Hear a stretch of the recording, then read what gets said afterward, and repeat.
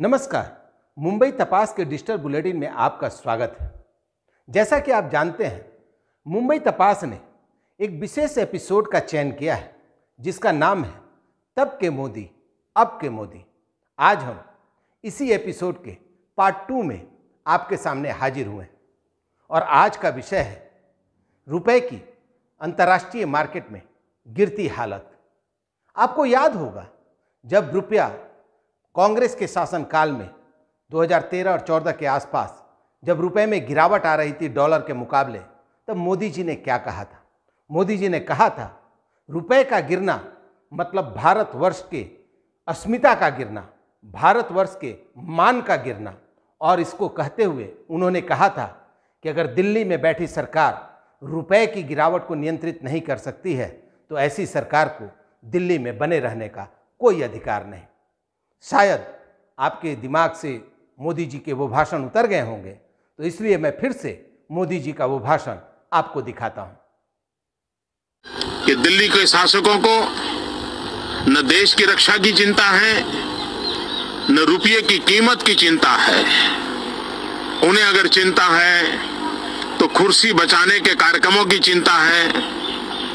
कुर्सी बचाने के तौर तरीके क्या हो, उसी में वो डूबे हुए हैं। और इसी के कारण आज देश के लिए वो कुछ सोच पाएंगे, डॉलर के सामने रुपया ताकत के साथ खड़ा हो, इसके लिए कोई योजना कर पाएंगे, ये तो कुछ नजर नहीं आ रहा है। पिछले 3 महीने में जिस तेजी से रुपये की कीमत टूटती गई है, गिरावट आई है, और दूसरी तरफ 3 महीने में सरकार की तरफ से एक भी कदम लिया गया हो, ऐसे कोई संकेत नजर नहीं आ रहे। और तब जाकर के देश को चिंता होना बहुत स्वाभाविक है। और एक बार रुपया गिरता चला जा रहा हो तो दुनिया की आर्थिक शक्तियां इसका भरपूर फायदा उठाती है।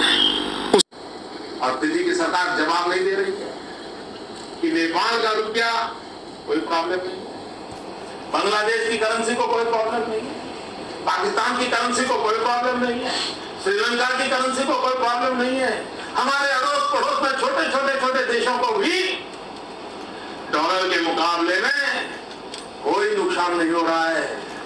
देश जानना चाहता है, प्रधानमंत्री जी, ऐसा क्या कारण है कि आज अकेला हिंदुस्तान का रुपया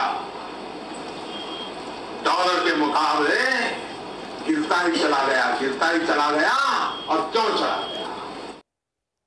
ऐसा नहीं है कि सिर्फ मोदी जी ही भारत में रुपए के गिरते स्तर को लेकर के चिंतित नजर आते थे या कांग्रेस पर कटाक्ष करते नजर आते थे, बल्कि अरुण जेटली जैसे वित्तीय विशेषज्ञ भी कांग्रेस पर उतनी ही तीव्र गति से प्रहार करते थे। सुनिए अरुण जेटली जी क्या कहते थे उस वक्त। रुपया सबसे कमजोर करेंसीज में से एक हो गया है। इस देश के उद्योगपति अपनी पूंजी लेकर बाहर जा रहे हैं निवेश करने। क्या सरकार को अभी भी इसकी चिंता नहीं है?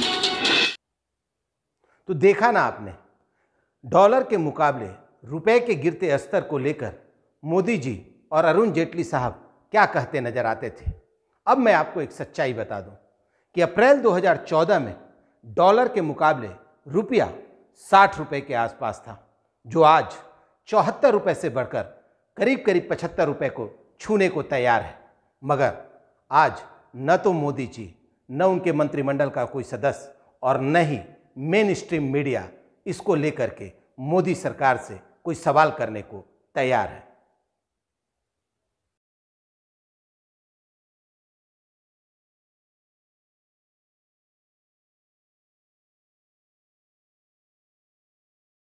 The reasons are global. We must bear in mind that in the last few months, dollar has strengthened against almost every currency. And therefore, most global currencies have weakened vis-a-vis the dollar.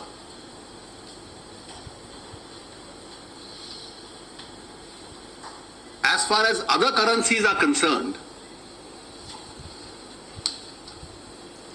the rupee has consistently either strengthened or remained in a range. It has not weakened qua any one of them.